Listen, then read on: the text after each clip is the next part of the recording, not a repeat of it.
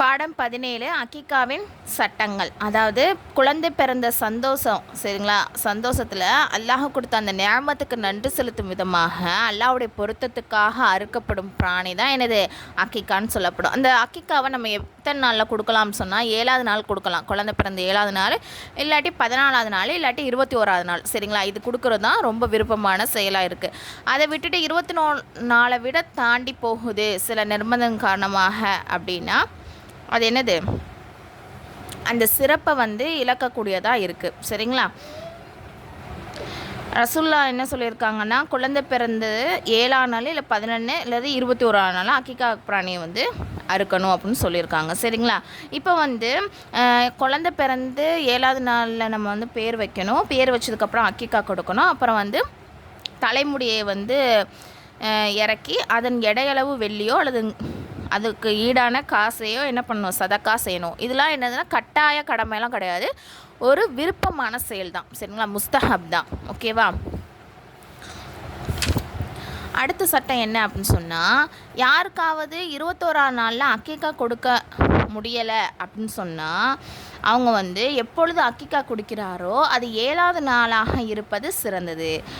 எந்த நாள் குழந்தை பிறந்ததோ அந்த தினத்திற்கு ஒரு நாள் முற்படுத்தி அக்கீக்கா கொடுக்க வேண்டும். உதாரணமாக வெள்ளிக்கிழமை பிறந்த குழந்தைக்கு வியாழக்கிழமை அக்கீக்கா கொடுப்பது முறையாகும். அதாவது என்ன சொல்கிறாங்க அப்படின்னா, இப்போ ஒருத்தவருக்கு 21ஆவது நாளில் அக்கீக்கா கொடுக்க முடியலை அப்படின்னா அது டேட்டு தள்ளிடும் இல்லையா?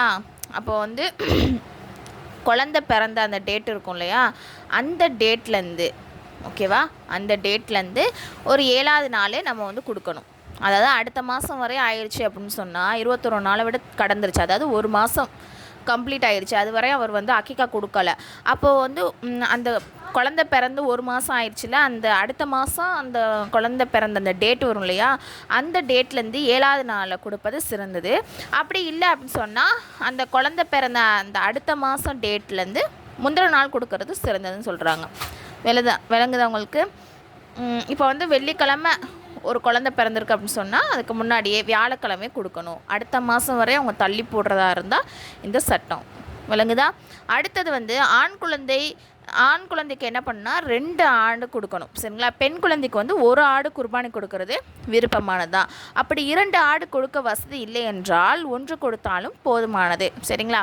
இப்போ ஒருத்தவர் ஆண் குழந்தை பெற்றிருக்காங்க அப்படின்னா அவங்க 2 ஆடு கொடுக்கணும். அதுக்கு வசதி இல்லாட்டி அவங்க 1 ஆடு கொடுத்துக்கலாம்.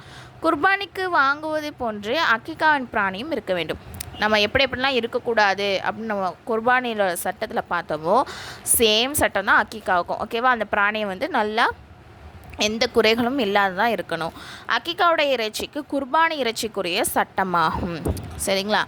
அதே சட்டம் தான் இதுக்கும். அடுத்து கத்னாவின் சட்டம். அதாவது கத்னா செய்வது ஆண்களுக்கு சுன்னத் முஅக்கதாவாகும், மேலும் இஸ்லாமின் அடையாளமாகும். தேவையில்லாமல் கத்னா செய்யாமல் இருப்பது என்னது சரியான விஷயம் கிடையாது. பிறந்து 7வது நாள் கத்னா செய்வது என்னது விருப்பமான செயல். எவ்வளவு சீக்கிரம் முடியுமோ அவ்வளவு சீக்கிரம் என்னது செஞ்சிடணும். வயது அதிகமாக என்ன ஆகும்னா அந்த குழந்தைக்கு தான் என்ன ஆகும், சிரமமும் அதிகமாகும்.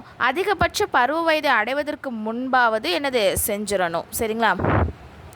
சட்டம் என்ன அப்படின்னு சொன்னால், ஒரு மனிதர் பெரிய வயதில் முஸ்லீம் ஆனார் அல்லது ஒரு சிறுவன் வாலிபனாகிவிட்டான், இவர்களுக்கு இதுவரை கத்னா செய்யப்படவில்லை.